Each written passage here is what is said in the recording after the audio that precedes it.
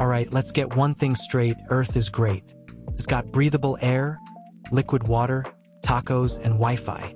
But let's say, for some absurd reason, you decide you're done with it. Maybe you're tired of traffic. Maybe you want a front row seat to the biggest planet in the solar system. So you pack your bags, hop on a spaceship, and head for Jupiter's moons. Good choice? That depends. Jupiter has 92 moons. Yes, 92, but not all of them are worth considering. Most are tiny, misshapen space rocks that would make terrible real estate. Instead, let's focus on the big four: Io, Europa, Ganymede, and Callisto. These are the VIP moons of Jupiter, the ones where if you had to live anywhere, you'd at least have a fighting chance. Io, the Hell's Cape from your nightmares. First stop, Io, the most metal moon in the solar system.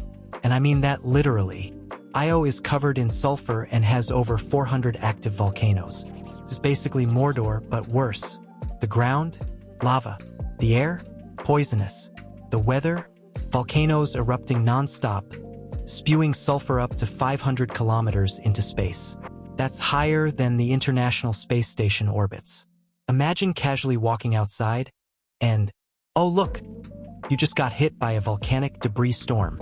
But let's say you survive the lava and the sulfur. The real problem is Jupiter's radiation belt. Io is deep inside it, meaning you'd get exposed to lethal radiation in just a few hours. No big deal, just the equivalent of 100,000 chest X-rays per day. Hope you pack some really good sunscreen. So living here? Hard pass. Io is basically a death trap. Let's move on. Europa. The best bet for alien life, and maybe you. Alright, next stop, Europa, arguably the most famous of Jupiter's moons. Why? Because scientists think it might have alien life. Unlike Io, Europa is covered in ice, a 100-kilometer thick shell of frozen water.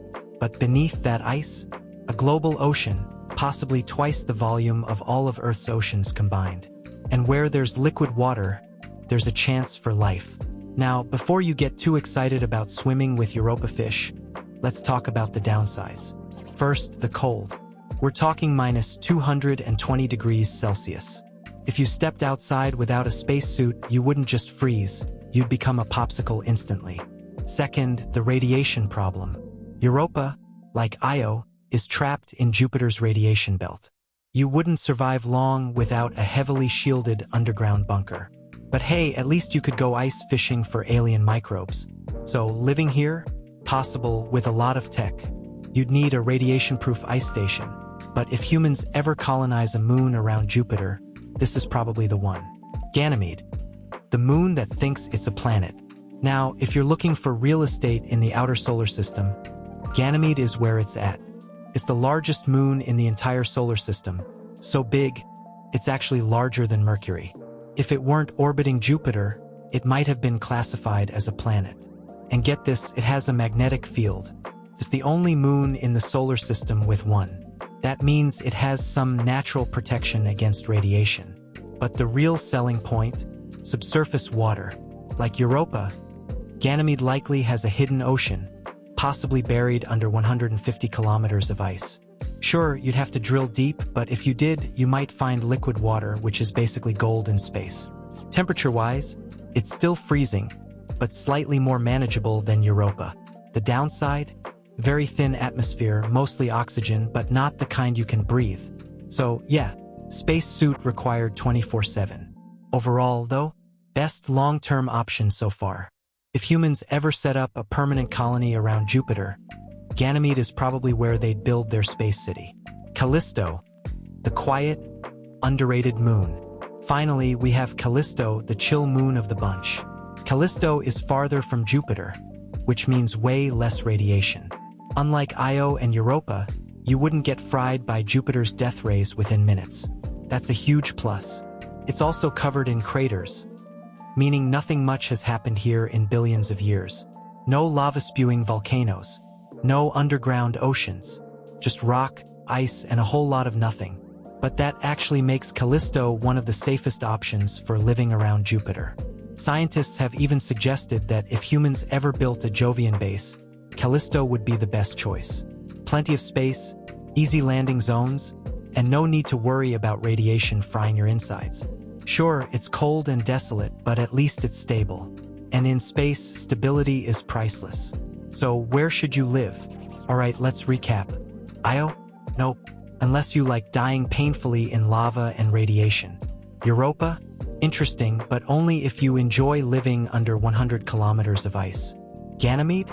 Best option overall, biggest moon, subsurface water, and a magnetic field for radiation protection. Callisto? Safest option? No crazy radiation, and plenty of space for a future Jupiter moon base. So if you had to live somewhere around Jupiter, Ganymede or Callisto would be your best bets. But let's be real, compared to Earth, all of these moons suck. No breathable air, no liquid water on the surface, and definitely no pizza delivery. If anything, this little thought experiment makes you appreciate Earth a whole lot more. We've got just the right atmosphere, gravity, and climate to support life. No sulfur volcanoes. Number 100-kilometer thick ice sheets. Just good old Earth, with its oceans, mountains, and conveniently breathable oxygen. So, while the idea of living on Jupiter's moons is fun to think about, maybe we should focus on taking care of the planet we already have. Because once you leave Earth, everything else is trying to kill you.